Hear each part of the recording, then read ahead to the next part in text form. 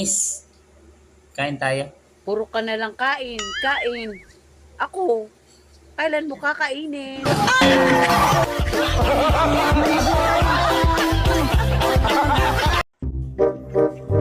Babe, pakasal na tayo. Sige. Saan mo gusto? Sa pare o sa mayor? Siyempre sa'yo. Parang tanga to. Nirereto pa ako sa iba.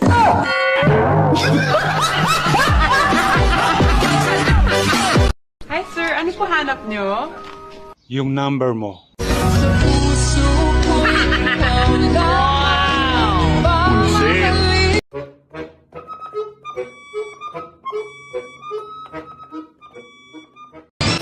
Bakit kaya ganun?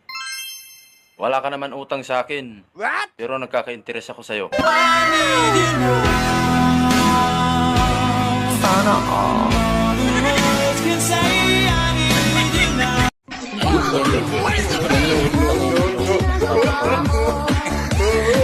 Lumabas. Lahat ng gusto na lumabas. Kaya hindi na tinanggal ang bus. Wala na siya natira. Wala na siya makain.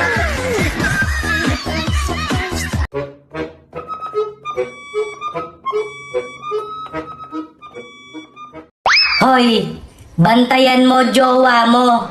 Bakit? Nagiging single kapag kausap ako.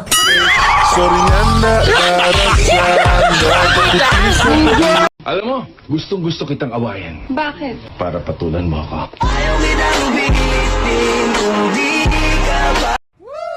Mahal mo ba talaga ako? O mahal mo lang ako dahil masarap ako?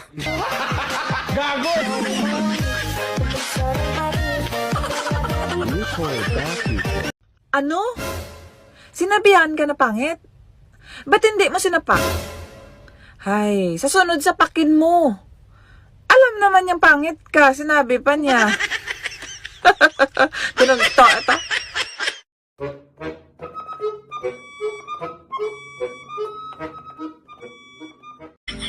Ayan guys, panoorin nyo to. Ito talaga yung malupit. Paano nyo kayo paliwanag sa asawa nyo yan? Tapos yung asawa nyo galing pa sa abroad. Tapos ganyan madatnan niya. Naku, patay. Ilang beses ma'am sa isang araw ang gusto niya? 3 beses po. Sinungaling. 2 bisis lang nga ang kaya ko araw-araw eh. Eh bakit? Di ba counted yung nasa ibabaw ako?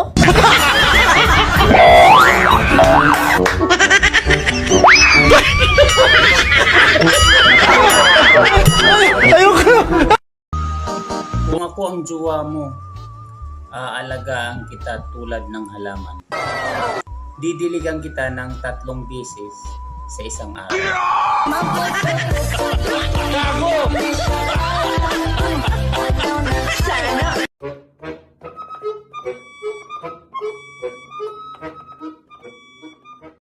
Action! Nagkukulang ako kaya ka makikipaghiwalay? Saan ako nagkulang? Saan sabihin mo? Junjun mo maliit.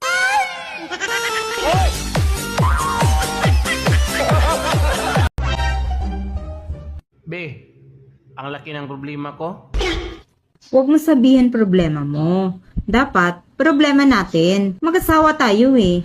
Yan dapat ang lagi mong iisipin. Problema mo, problema ko rin. Oh, ano bang problema natin? Nabuntis natin si Yaya at tayo ang ama.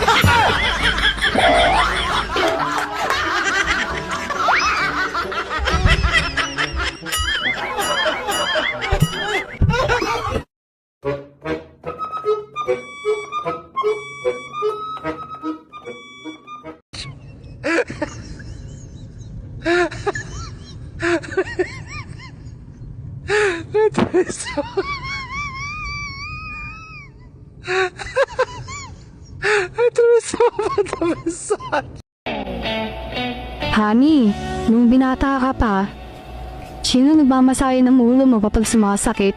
Wala. Kasi noon, hindi naman sumasakit yung ulo ko eh.